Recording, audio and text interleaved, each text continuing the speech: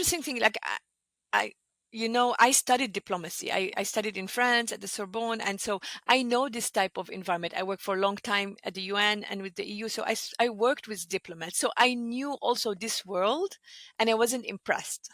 What can you do? And I always say you should listen to my friend Eva, who says peace starts within. I mean, I think that that's like such a huge truth. It's like a massive, massive truth that we all have to understand. It's like, and also like when people, argue with me and they're like blaming Hamas and blaming everyone else. And I'm like, we have to take responsibility for our own actions and our own participation in the cycles of violence and the bloodshed. Welcome to Women Ending War, the podcast where Palestinian and Israeli women talk about partnerships for peace, real solutions, and ideas for crafting a new world. It's where we express our pain, anger, dreams, creativity, and vision, where hope is a conscious choice. معاكم أميرة مسلم. I'm Elana Sztokman. Thanks for joining us. Eva. Elana. Assalamu alaikum. Alaikum salam. It's been a while. How are you, my friend? Yeah. I'm good. I'm very happy to speak to you today. I'm really happy. Also, the last time we saw each other was in Paris at the Paris Peace Conference, which was over a month ago. And since then, we've had two new wars, like literally two new wars. We had Iran and then Syria, and it's like, Wow. It's been intense. So to say the least, yes. So let's talk a little bit about Paris to like regroup because I'd love to, and then let's talk about what happened after Paris because that's its own story. Yeah. All right. So Eva, you had a beautiful role in Paris.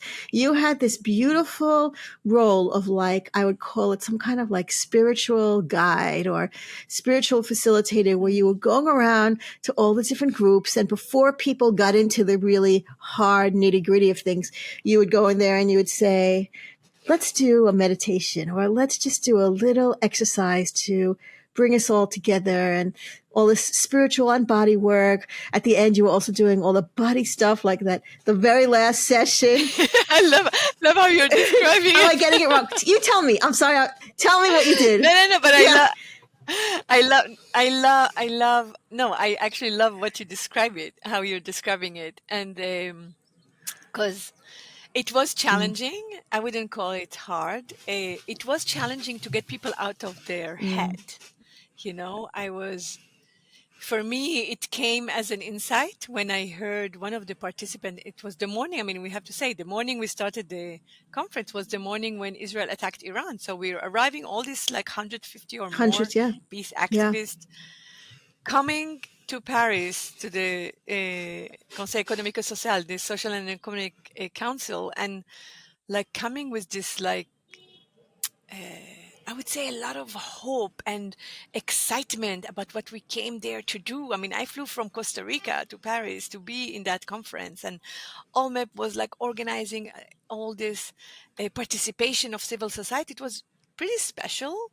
And then you wake up and you have the news. And I remember we were sitting in the first workshop and an Israeli participant just said, I just can't, I'm like angry, I'm upset about what's happening. And I just like went for like a couple of minutes speaking about his emotions.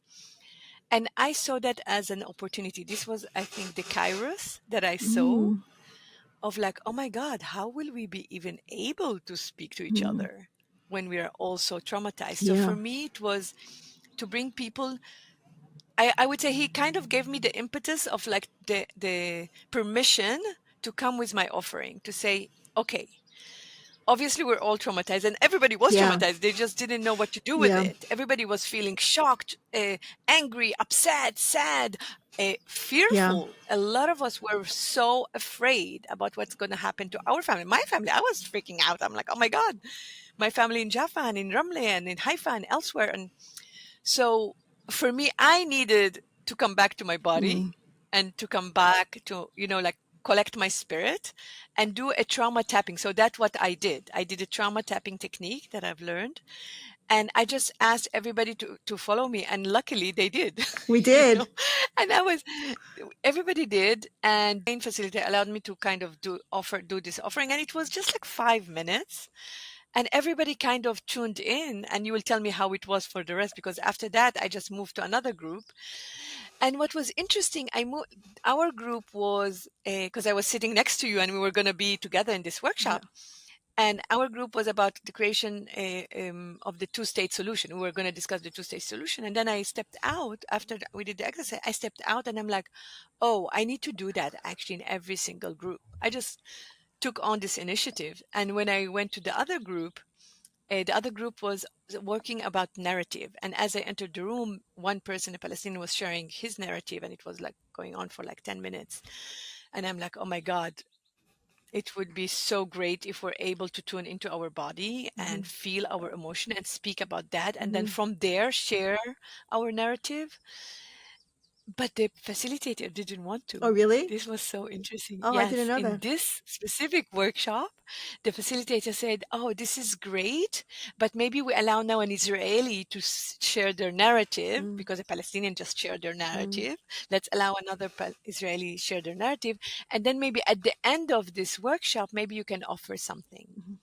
And I'm like, wow, you're not getting it. It's at the beginning that we need to do it, not at the Yeah. end, because this would determine how we are speaking from our emotions and our fear, anger, frustration, rather from a centered place where we understand that this is not about the other person Yeah. specifically. This is about the system and structure of oppression that we need to take Yeah. our agency and fight it, and not fight it with our emotions.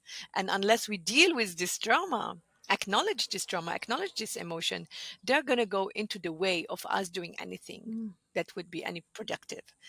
And so that happened in that second workshop. And then I moved to the third workshop, which was talking about safety, security, how to ensure security and how to ensure safety, etc. And here my intervention was welcome, and many refer to it also because I was speaking of like, we're talking about security and safety, and we're not talking about the safety inside. This is what we want. Like, the Israeli can be as secure and safe as they can. Unless they feel secure and safe inside, it's not going to go anywhere. And And they're going to continue controlling and occupying and fighting us, Palestinian. And so for me, it was really this swift in the mind to understand we're all wanting the same thing. We're all craving safety. We're all craving normal life. We're so craving normal life. But what is normal? Is normal to continue like the pre 7th of October and the occupation and checkpoint? Is this normal? Gaza being a biggest prison in the world, is this normal? But that's how we used to live. We no, nobody was paying attention to that, and nobody has been paying attention to that for the past 76 years. And so this new level of normal is really bringing us to question the very foundation that we have been born into. And for there me, really is no going in back. this, Like there's nothing to go back to. there's no going back. It's not, there There's was no no, going you hear back. that sometimes in Israel. You hear people saying like, oh, let's go back to what it was. And it's like, that's not a thing. That's It's not, not an it's option. not an option. It's not an option. Yeah. It's not an option. I think it's very naive to think that we can go back. We cannot go back. We are awakened. Like you were referring to spirit, and I really love this description because that's not how I thought of it. And very often I do things from an impulse without putting a framework or an interpretation. But maybe you're right. It was like my spirit coming and saying, hey, like, hold on. There's something beyond this identity, Palestinian, Israeli, Muslim, Christian, and we need to go to our shared humanity, our shared identity of human being, not human doing. And I must say, like, throughout the day, I had different groups. I've offered some tapping. I connected to people, and I feel like just by being present, like people would see me like, "Oh, I see you," and I just feel relaxed. And I'm like, "Wow, that, that's impressive. I'm glad I can be It that is for you impressive. Yes, in this context, that was very impressive. in this Yeah, context." but Yeah, and you know like, what I'm thinking, like as I'm hearing you and as I'm like revisiting all this, is that a lot of times these kinds of discussions, especially on the diplomatic level, like there were a lot of diplomats there. It was very, mhm, yeah, it was very like stiff suits kind of set yes, context, and that is very divorced from reality on the yes, ground. And the fact that we opened the conference with real war really affecting us and our Mm-hmm. families, and all of us there thinking about our families and our loved ones and the people and what's going Mm-hmm. on. And it's like, there was no way in this conference to separate our real emotions. I mean, all of us, Yeah. even though we were all determined to. So the really interesting thing is that we kept going, like we kept going We kept going. Yeah. as if everything's planned, Yeah. but we were all Yeah. carrying this very Yes. real, very, Yeah. very intense, frightening lived experience. And that, Yeah. maybe that changed something, because also one of the things, also, because I say one other thing before you answer. Yeah. Because when you're Yeah. talking and you're talking about security, what I was thinking when you was Yeah. talking about security is that, like, when we talk about, let's say, Forum 1325 and women, and we talk about why we need Yeah. women around the table, one of the main Mm-hmm. reasons we say we need women around the Mm-hmm. table is because women have a different definition of security, and because women bring the Absolutely. lived experience. We bring that. Yeah. We bring lived experiences and Yeah. real understanding.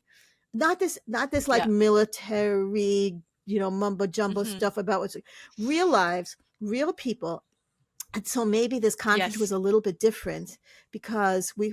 I think so. I think so. And I think what you're speaking to is it's not just women's lived experience. Women embody this. Mm, Like it's in their body. It's in bodies, our body, very in our. you Yes, know? yes, And absolutely. you cannot divorce that. And when the interesting thing, like I I studied diplomacy. I studied in France at the Sorbonne. And so I know this type of environment. I worked for a long time at the UN Right. and with the EU. So I worked with diplomats. So I knew also this world and I wasn't impressed. And so I had the courage and I would say daring to say, hey, no, we need to stop and do this. And I remember like there was like a bunch of men in suits, like high officials. I won't mention names, but high officials in suit. And I was discussing with another high official in suit. And he's like, wait a second, this is like wrong. This photo, and they were talking a photo. They're like, this photo is wrong. Like you should have a woman in this photo. And he's like, Eva, you should be in part of the photo. I'm like, oh, okay. I guess I'm gonna be the woman talking in this Token photo. woman. This is so Hmm. interesting. I know. I'm like, this is so interesting. And then and I didn't know any of these guys. And then they're like, we are so and so. And I'm like, oh, okay, nice to meet you. I am so and so. And like, you don't know us? And I'm like, no, you don't know me? Obviously not. Mm, But just like this arrogance around we men in suits know what's happening and we are the decision makers and you civil society or you women are here like to hang out and chit chat, but we are the one to make the decision. And that's why this photo is like, the high official met in Paris and took a photo together. And there's this woman that we actually took into consideration because we had a woman in the picture.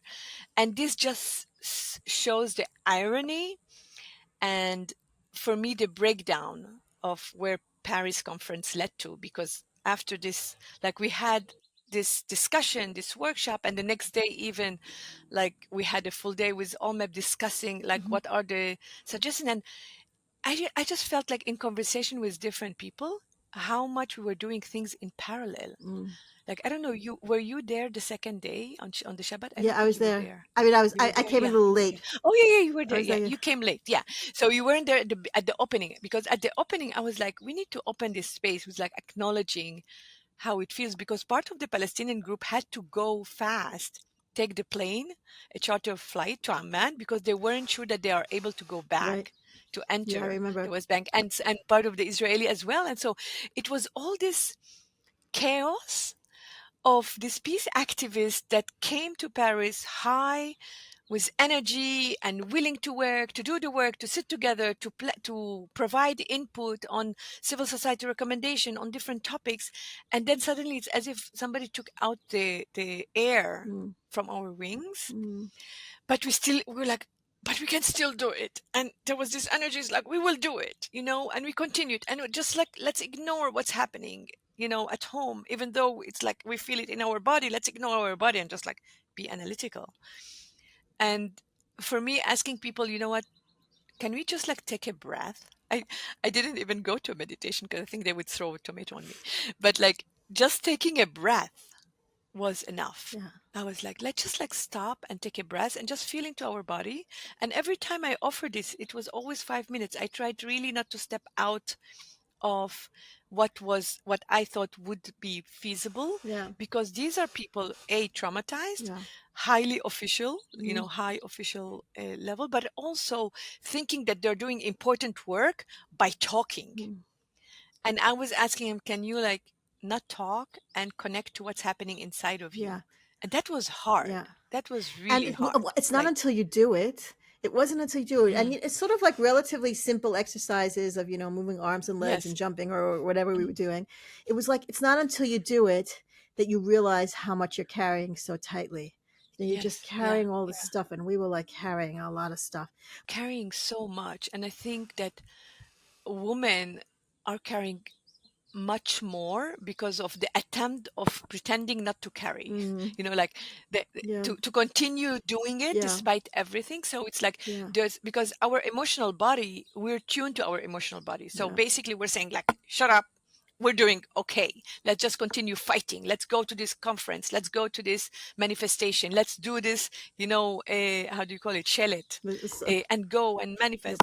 Yeah. How do you say A shell? sign like A sign, yeah. like a sign, and go. And men don't have this emotional, most men, at least the men that participate in these conferences or in this type of initiative, most of them, some of them do have very deep connection to their feeling and emotion, but most of them don't, or they do and disconnect from it because they're like, we need to do the work, we still need to Yeah. do the work. And so I feel like when the second day we had like part of the Palestinian group that left, and we were the remaining organization, we're still trying to like provide recommendation, and Do the Olmep work. was amazing in the Yeah. facilitation to like to the to the French. Olmec was amazing. We And really should just say that right here. Olmep was amazing. Oh my Amazing. God, the Olmec is Alliance for amazing. Middle East Peace. Amazing. Olmep is amazing. Heroes. Like Like, the yeah. level of commitment that the team Yeah. had worked with all these people that suddenly were stuck in Yeah. They Paris. really took care of They were everybody. They really, really they took took care of care of everybody. everybody. I mean, it's a kind It of was, leadership that's exactly the yeah, opposite of the leadership in the war. It's like the leadership in the war has no problem exactly. throwing people under the bus. I mean, the other day, Yeah. Orit Struk, who's a minister for, I don't know, settlements or something, she's got some, Hmm. she basically said, what, Israel just announced, they just started this week, incursion into Deir al-Balach. When the whole world is saying stop the war, they're going to, which by the way is where Yara lives, in Deir al-Balach. Hmm. Israel announced that they're going into Deir al-Balach. And all of these women's groups are all week, like protesting every day, protest, protest, protest. I mean, I've been on my street corner every day, twice a day for, and so, but not only, there are zillions of mothers protests, women's protests, and also standing together, protests every day, and the government doesn't care. They keep going. And someone said it to Orit Struk. She's like, yeah, we're gonna go all the way till we're finished. And somebody said, and what's gonna happen to the hostages? Probably the hostages are gonna die while you're doing this. And she said, yeah, probably. And it's like, Oh my yeah, God. she said probably. So some of the, Yeah. so the hostage families are like furious at her, furious. And one of the mothers Hmm. says, what gives you the right to sacrifice my child? Like, what gives you the right to Hmm. sacrifice my child, to just decide that my child's gonna, which of course her child, the hostage, is one of, many people who are being thrown under the bus and who are being sacrificed. I mean, one of 2.2 million Palestinians in Gaza who are being thrown under the bus. And of course also the soldiers, by the way, many soldiers, there's a lot of trauma among the soldiers. There were 4 suicides of soldiers in the last 2 weeks alone. I mean, there's a lot of trauma on all sides. And it's like these ministers are just like, that's okay, whatever, and what's interesting But is that's the thing. That's what drive. It's crazy. It's just it's like crazy. crazy that that's the time we're living Yeah, in. It blows my I know. mind. I know. Blows my mind too. And I think, like coming out of the Paris conference, I couldn't do anything. Actually, I was like, I wanted actually to ask you what has been happening. Yeah. Like Yeah. the level of Yeah. breakdown after like coming in with so much hopes and then realizing, oh, we're gonna start a war. Oh, Yeah. the war is stopped. Let's go back to normal. Oh, we're starting another war. Oh, now and just like this game Yeah. of like we can start and stop a war Yeah. whenever we want. You Yeah. guys are gonna follow what we say, and just realizing that it has nothing to do with Hamas. It has nothing to do with Gaza. It has nothing to do with what it's. There's really a grand vision, and that's where I'm like, we need to unite. It's like we really need to unite in our humanity. It Yeah. doesn't matter which identity we're Yeah. holding. what matter is what power our identity holds, which makes us, which enable us to do things about it, about what's happening. And that's where I call out of like, where are these high impact individuals, Jewish, Israeli, Palestinian, German, American, whomever identity they carry, but they have a power, just like the King of Belgium. He just stated yesterday, I think it was yesterday or the day before, he said, we will not anymore accept stand on the side watching this continuing to happen. That's a leadership. Yeah. There's such a little leadership right now on all level, and people are just like witnessing what's happening and what Israel is doing in the name of we're going to get Hamas. But everybody knows that it has nothing to do with Hamas, yet people continue to hold on to this argument because they don't want to face the fact that they are part of a community or an identity that is doing that, Yeah. you know? Yeah. And that's I horrific. I do think that the worldwide Jewish community, I think, is a little bit at like a bit of a breaking point around this, because I think that Yes. there's like a massive crack happening in the Jewish community between, those who are where what you just described of like, Rara Netanyahu, no matter what, and how dare anybody criticize Israel, versus the rest of us who are like screaming and shouting that this is wrong, not and it's wrong, and it's not who we want to It's be. not who you are. Yeah. So And it's not who you are. yes, Like I do want to speak to that. It's not who you are. And there's many Jewish, including you, Jewish and Israeli friends that I have and people around the world that are speaking out, like trying, yeah, really speaking out, trying and speaking out. But also there's, I think I'm just present to a conversation I've had this past week with an Israeli friend or acquaintance in that lives in Israel, and his argument has been like, I don't understand peace activation focusing on like feelings and emotion with everything that's happening, and you're not discussing what Hamas is doing, and look what's happening in Syria, and look what's happening elsewhere. And I'm like, yeah, I can look at and data, and he's very much data focused. It's like the number of Palestinians that have died is less than the number of Syrians that have died by by Muslims or in Syria and elsewhere. And I'm like, it's not about the religion, it's actually whether it's Jewish, Muslim, Christian. Fanaticism is fanaticism. yeah, It doesn't matter what color that's you're true. putting on it. It doesn't matter if it's a Jewish fanaticism, a Muslim fanaticism, Christian fanaticism. Like, we are living in a time where we need to step up and see that we have been under the control of a patriarchal system of abuse of power. And, you know, we say power in general is abuse. I often say that power abuse. When we Mm, have power, we abuse.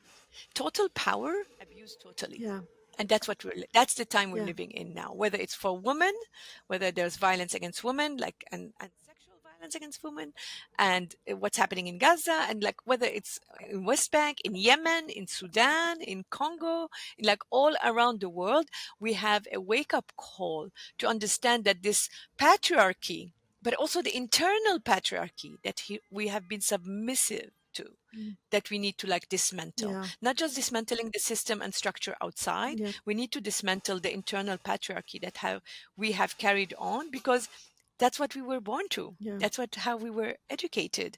And I think this is really um, this is where the work needs to be done. And that's why I say peace activation start inside, activating peace yeah. inside, and then you can take the action outside. Welcome everyone to season 4 from Women Ending War. معاكم أميرة مسلم ومعاكم I'm Elana Sztokman. Thank you for being here with us. We're happy to have you here.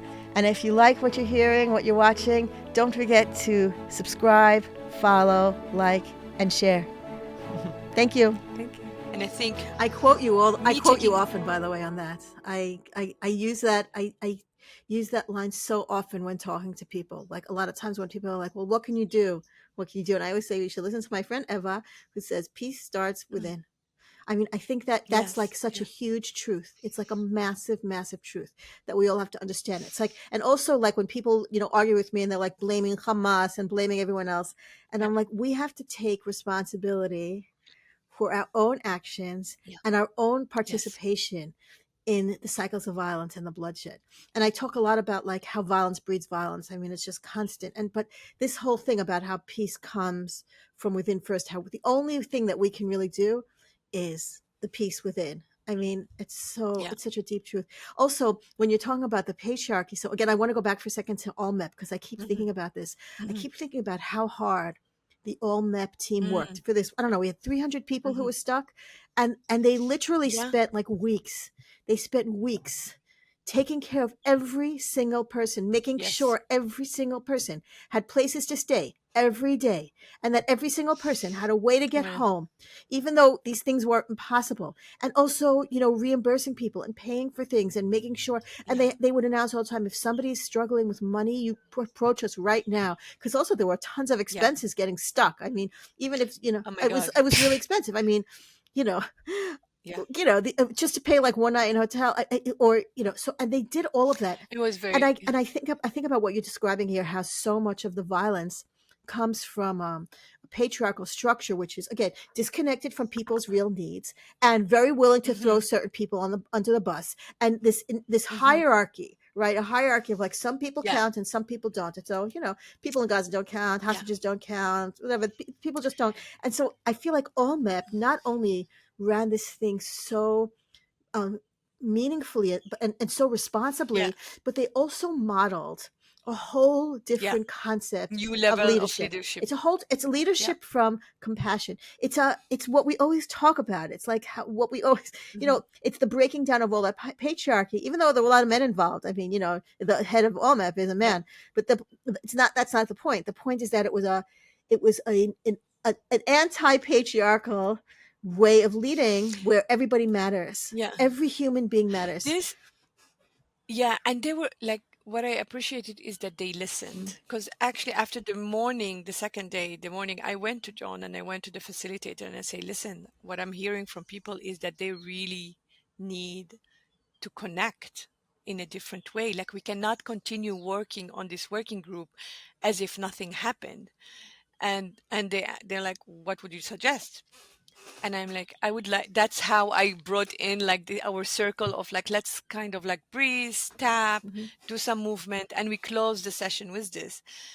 But their willingness to give me that space, even though there was no time for it. And that's the thing. It's like most people, it's like 5 minutes, but most people it's like, we don't have time now, like, to connect to my emotion. And the reason is because if I connect to my emotion, I'm going to drown in my emotion. And that's the real feel for people. which I think, If I'm yes, going to yeah. address, if I'm going to address my trauma or how I feel really, I'm afraid I'm not going to be able to be Mm, functional, which I think what you wanted to say is a true fear. yeah. But at the same time, from experience, from an embodied experience for the past 20 years, I know that actually when I address my emotion and I say, I feel XYZ, I'm able to be much more productive and effective and, centered, Mhm, because then I speak from my center and I'm not speaking from a place of like, I don't feel heard. I'm just like contracting myself so that I can speak about the narrative that I came here to justify. And it's like, whoa, take a deep breath, and it allowed my whole body to relax, and my body throwing, oxygen even to my brain. And I'm like, oh, I can say this from a place of not anger or resentment, but of a place of truth. mhm, I speak my truth, and maybe my truth is different than yours, but it doesn't dismantle it, mhm, mm, and I think I really want to read something that there's Alan, a dear friend from Crossing the Boundaries. I did a podcast with him. I don't know if you know this group, but he just sent an email about the passing of a beautiful Joanna Macy and her work. I don't know if you know her, but she wrote something around, in the past, changing the self and changing the world were often regarded as separate endeavor and viewed in either or term. But in the story of the Great Turning, they are recognized as mutually reinforcing and essential to one another. I think this is really key. This is these are the time that we're living in right now, is understanding that we cannot move away of addressing my inner world. mhm, My inner world is reflected in my outer world. And if I don't like what I'm seeing outside, I need to look at what is it that I've been dismissing inside. And the word that came after Paris was, and I can't find the word in English, so I'm going to say it in Hebrew, and maybe I can only find it in Hebrew. This is interesting. זלזול. יש כל כך הרבה זלזול. אנחנו מזלזלות. Like this, it's like a How disparaging. It's like disparaging, disparaging, disrespecting. dismissing. Yeah. Yeah, it's like and it's coming from all different level, those in power towards those that are not in power, those that have something to say towards those that don't have a voice. Like there's such a level of zilzul Yeah. in all layers of society. And then It's like when I cheapening. looked at It comes from the word like zol, like cheap. cheapening, So zol, it's like you're nothingness. It's like treating something as like you're nothing. you're not worthy. Nothing. You're not worthy. Like, who are you to come to this conference and think that you can declare another two-state solution? Like, who are you to even think that you have a solution? We decide. And there's something around that. And when I sat with it, because as I said, there was such a breakdown after Paris that I didn't want to do anything anymore. Yeah. I took 2 weeks off. And that's why when we connect, I'm like, "What?" You're like, "Do you know what's happening?" And I'm like, "No, tell me," and I really want to go in that direction now, because I just stopped and dropped into my heart. Yeah. And I felt the zilzul. Yeah. I felt what was going on. I just want to tell you, a lot of So, people tell me. over the last month have like had different kinds of like just a break. I also, when I came back from Paris, I found myself really disconnecting. I felt my entire life sort of stand in place. I got this injury on my way home I traveled from Athens to Cairo to Sharm el Sheikh to Eilat. It took me 20 hours. My It was God. like 3 or 4 different planes, like 4 different airports, and a lot of, and the last leg, I was in a car for about 3.5 hours from Eilat to Beit Shemesh.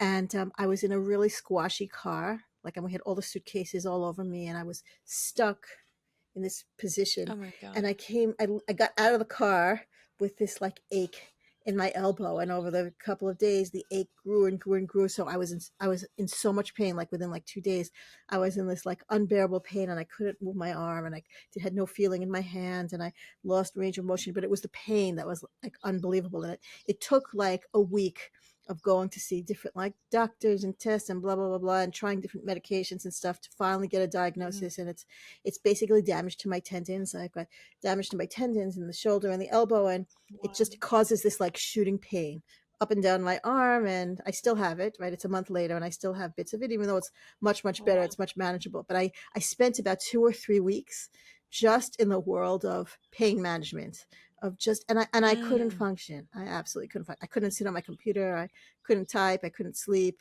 I was taking 3 different kinds of pain medications, and I still couldn't sleep because I couldn't lie down properly without this pain. It was just like living in pain. And I felt like my body saying to me, like, just stop everything. And what was interesting is the stopping of everything. I ended up chatting with a whole bunch of other people that I just kept encountering, people who were like, I can't function. I'm just sort of stopping everything. And now you're saying the exact same thing. I didn't know that until we started talking today. It was just like a thing. Yeah. And I was thinking about what you were describing, how like as soon as people left, like, so we're in Paris and we're full of optimism, and despite everything going on and despite everything that we're carrying, we're still going on. And then the second you had to leave, it's like you stepped out of that world into the world of, oh my God, how am I getting home? Oh my God, what's happening at home? Oh my God, what missiles are falling? Oh my God, where is the missile going to fall? Oh my God, what's happening? What's happening in Gaza? What's happening in the West Bank? What's happening in and it's like this stark contrast. And it's like something about that transition was just like, whoosh, it was just surreal. Yeah, it was just surreal. Yeah. I want to go back to what you describe about the pain, because I'm noticing that you were touching your left. I still am. And it's on a. The left and the left symbolizes the feminine. Does it? And the feminine, yeah. The right is the masculine, and the left is our feminine. Okay. And whenever there's anything happening in our body on the feminine, is like, and the feminine thrive in resting. Oh. In the silence. Oh, interesting. The feminine rise, and that's interesting because most people think, oh, women can't stop talk, women da da da da. Actually, no, the real, true feminine actually need rest, digest, relaxation, so that they can create. Like, think about when you're pregnant. How do we create babies? We don't do anything. Like, the first 3 months of me being pregnant, I was just like sleeping, eating, resting. These were like my main 3 activities. And then out of this you create a baby, you form a body, you form a whole human. Mm, And yet in this world we're living in, these type of activities are dismissed, mm, are put to the side. mm. We're being asked to jump into a plane, into a workshop, into a conference, and then come back and perform and produce and do a podcast and write an article and do this and do that. And it's just like, when do we actually rest? And when I stopped and dropped, I'm like, oh my God, I haven't stopped for 2 years. Mm. It's so Ever since interesting. October 7th happened, I didn't stop because I couldn't handle this helplessness and hopelessness, and there must be something to do. Must be something to do. And luckily living in Costa Rica, I could be into the two vortex of like, I'm doing something and then coming to Costa Rica to rest and digest and find my next wave of, okay, now I go back and do all the things, do the podcast with you and do the workshop here and do the workshop there, and then come back and rest and digest and create. And I feel this movement, this cycle is so crucial, It's so and interesting. Yes. we have lost it. Yeah. And that's what you went through, Yeah. I think. So And all of us, I can't actually. even describe. I mean, it's so interesting that you're saying this because it was like I felt my whole life and my whole body grinding to a halt. Just I've never like had that kind of experience before. It's just everything in me was saying you just have to just stop everything. Yeah. Also, we Yeah. came back, by the way, and the Iran missiles were still happening. So we're still dealing with Yes. all of that, and just it was just and over the past years, like all the things that we're carrying. And it's also so. I Yeah. mean, and by the way, and what's going on in Gaza is getting worse. It's just getting worse. I mean, I don't know how your family is faring there in Gaza, but like, the starvation is. It's the starvation. It's the shooting of people running for food that is like, it's just It's unbearable. exhaustion. But Just, it's it's just unbearable. these images, and I've said it already a bunch of times on this podcast already, because these images of, our soldiers shooting at people who are starving and running to try to find morsels of food. I Food. mean, this is Yeah. Holocaust imagery for me. This is we're the ones in the soldier uniforms. I can't bear it. I just can't bear it. I can't bear it. I can't bear it. I can't bear talking to Yara. I talk to Yara like a couple of times a week for sure, and she's starving to death. She and her family are starving to death. They're Stubborn. starving to death. We are Yeah. watching them starve to death. And I Yeah. just and then people are like, well, what about the hostages? What about the hostages? I'm like, the hostages are in the same place. The hostages are also starving to death. They're sitting in tunnels, starving to death, if not being shot or being bombed. And what's so interesting is that almost all the hostages who come back and they're interviewed in the media and they're like, what was it like for you? They all say the scariest part of being held hostage was Israeli bombs. They all say it. The Mm-hmm. scariest part was when the place that I was in was being, and it's like, that doesn't even stop. That doesn't even stop Israel Doesn't from bombing. And it it's like, doesn't stop. I can't bear it. I just can't bear it. I just can't bear it. I really just can't bear it. I can't. Yeah, I don't know what to say. When I exchange with Yara or with my family member, I just feel how helpless we are, because they're like, you are outside. Why can't you do something? Mm, They're referred to me sometimes. They're like, you worked with this organization. Why aren't they doing anything? Why aren't people doing anything? And it breaks my heart because I don't know. mm, I just like don't know how on earth are we witnessing a genocide and not yeah. doing anything, and understanding that it's not about the hostages. It has nothing to do with Hamas. It has nothing to do with the hostages. That doesn't dismiss them. That's absolutely doesn't dismiss them, and they need to come back. But there's a larger plan here that we need to wake up to, No, it's true. and that's what's I happening, know. and that's what's happening. And this diversion around the hostage and Hamas and what Hamas did, and the hostages that are still there and we're not able to get them out, is actually just a distraction from a grander Yeah. plan that is happening before our eyes, Yeah. with an international system that is supporting it, and the fall of humanity, Yeah. witnessing a, a streamlined genocide. Mm, And that doesn't dismiss the fact that what's happening in Syria, and doesn't dismiss what's happening in right. Yemen and elsewhere. Yeah. But we need to stop comparing conflict. Yes. We need to stop comparing suffering. We need to stop like putting certain trauma above other trauma, like enough of all, like really this is like such a BS, like enough of It's a it. deflection tactic. We It's as a deflection. When humanity, yeah, it's I know when I deflection, hear yeah. people say like, you see, look what the world is silent about Syria, but they're getting angry at Israel for the, and I'm like, that's just a deflection tactic, and the one thing That's, has nothing to do with the other. And just like, and also we have and room. maybe and Yeah. go ahead, No, go we ahead, have room, we and have I have room. room in my heart for more than one human Hmm. being's life experience. I have room in my heart. Absolutely. I have room in my heart. I have room in my heart for Yara, and I have room in my heart for the hostages, and also for the soldiers. Okay, I have room in my heart for all of them, and it's all the same problem. It all comes from the same I love, poor decision making. It's not just poor decision making. It's what you described. It's decision making around yeah, a power that and and the Israeli government doesn't even hide it anymore. I mean, Sal Smotrich doesn't even hide these intentions. They're not exactly, even hiding exactly. these They don't. intentions. They're not even They're not hiding. They're even not hiding even. intentions. That's the crazy thing. I think that's part of the breakdown. Yeah, Is that we see it clearly. We don't count. Our human life doesn't count. Even the human life of a Jewish hostage doesn't doesn't count. count I know. anymore. And I think what you said, that you have room in your heart, you have room in your body as a woman. Mm, And I think that's part of what I keep saying is like, we carry another human being. That's so potent in terms of the capacity of human to hold yeah. another person in the loving, another human in the loving, the co-creation. I wouldn't give birth if a masculine didn't put sperm in me. And this interconnection between the man and the woman, the integration of the masculine and the feminine is so crucial at this new level of humanity where we need to rise.